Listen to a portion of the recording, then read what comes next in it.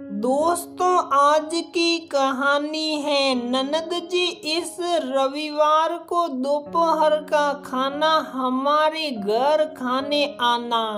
दोस्तों, कहानी शुरू करने से पहले अगर आपने हमारे चैनल को सब्सक्राइब नहीं किया है तो सब्सक्राइब कर लीजिए ताकि आपके पास पहुंचे हर नया वीडियो। माँ, पापा और भैया भाभी की लाडली रूसी ने जब सबकी नाराजगी के बावजूद अपनी पसंद की शादी करी तो सभी ने उससे रिश्ता ही तोड़ लिया था। सारा प्यार, सारा लाड, पुराने रिश्ते सब पीछे छूट गए और रूसी आगे बढ़ गई। नए प्यार और मानस के साथ बने नए रिश्ते के साथ जीवन का पहिया चलता रहा। राव और सडाव को पार करता और 15 साल कैसे निकल गए पता ही नहीं चला। हाँ, रूसी को अपने माँ, पापा और भैया भाभी की याद जरूर आती थी। एक शहर में होते हुए भी गैर थी वह उनके लिए। कल के समारोह में ये कैसा संजोग बना कि रूसी और मानस भी आए थे और रूसी के मायके वाले भी सभी लोग वहाँ थे। सभी एक दूसरे से नजरें चुरा रहे थे। रूसी का बहुत मन था माँ से मिलने का, लेकिन माँ का गुस्सा अभी नहीं कमा था। रूसी की बेचैनी देख के भाभी ही कुछ हिम्मत जुटाकर अपने परिवार से नजरें चुरा कर रूसी को खींच कर कोने वाले कमरे में ले जाती हैं। थोड़ी देर तो रूसी को समझ ही नहीं आया कि क्या हो रहा है।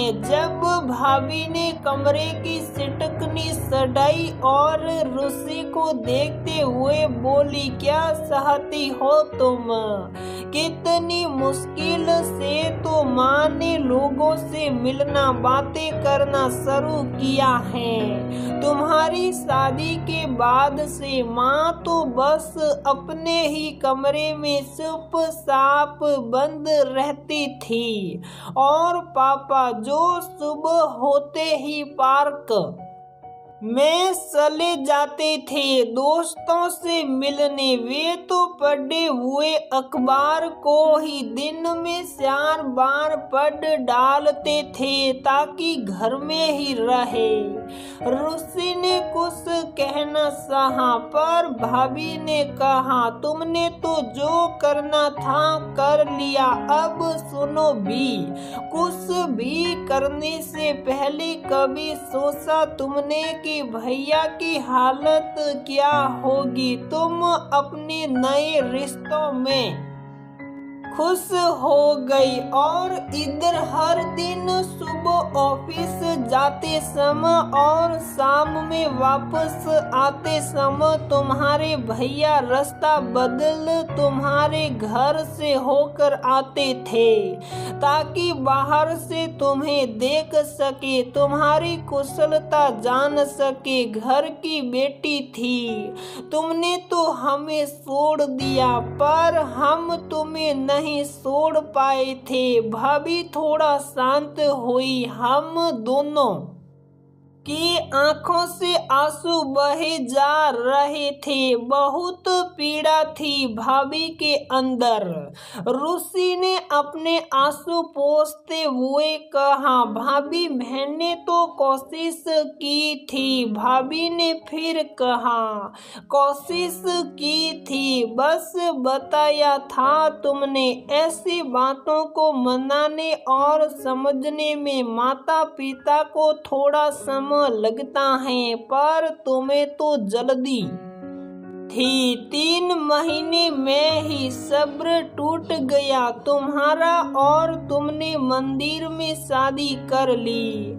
सोचो अगर शादी के बाद बच्चा गोद में दे मानस बाबू तुम्हें छोड़ देते तो क्या करती। तुमने तो सोचने समझने का समय ही नहीं दिया, कोई उम्र भी नहीं निकल रही थी तुम्हारी। बीए का दूसरा साल था और एक दिन तुम गई तो लौटी ही नहीं। जब खोजा तो पता चला तुमने शादी कर ली है।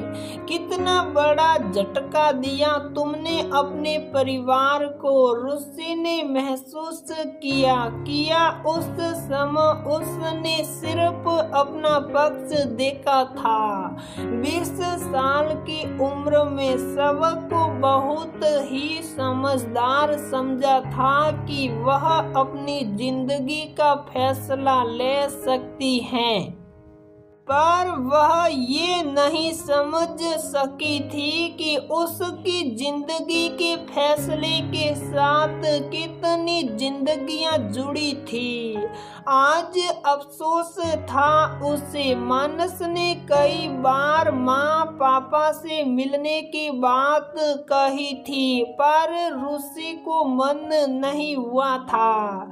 रुचि सोच रही थी कि अगर मानस उसे छोड़ दिया होता तो वह कहीं की नहीं रहती, वह तो घर छोड़ आई थी। पर घर वालों पर क्या बीती ये तो उसने कभी सोचा ही नहीं था। रुचि अपनी सोच में उलझी थी कि भाभी ने कहा, सुन रुचि, अब तो बच्चे की माँ हो गई है, तू तो थोड़ा सब्र कर।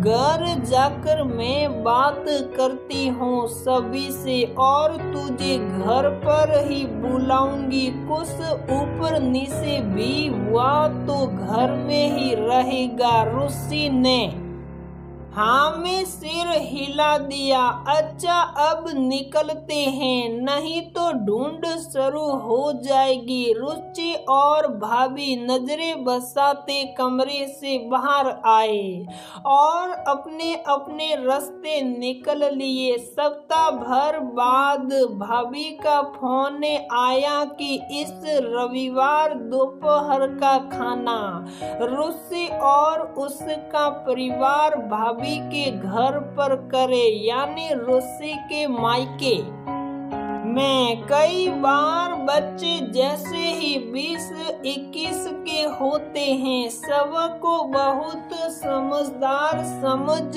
लेते हैं और बड़े बुजुर्ग उन्हें पुराने विचारों वाले लगने लगते हैं। उनके तजुर्बे बेतुके लगने लगते हैं। ऐसे में बच्चे कुछ गलत कदम उठा लेते हैं। गलती सिर्फ बच्चों की ही नहीं होती है, बल्कि कहीं न कहीं बड़ों की भी होती हैं। अब रुचि को ही लीजिए, उसने इतना बड़ा कदम उठाया और इसकी भनक किसी को नहीं लगी, जबकि वह सभी की लाडली थी। कहीं ना कहीं संवादहीनता जरूर थी, कोई छोटी ही सही लेकिन संबंधों में खाई जरूर थी। परिवार की डोर थोड़ी से कच्ची जरूर थी। इस पाटने के प्रयास निरंतर होने चाहिए। तो दोस्तों हमारी ये कहानी यहीं पर समाप्त होती है। अगर आपको हमारी ये कहानी पसंद आती है तो प्लीज वीडियो को लाइक करें, शेयर करें और हमारे चैनल को सब्सक्राइब जरूर करें।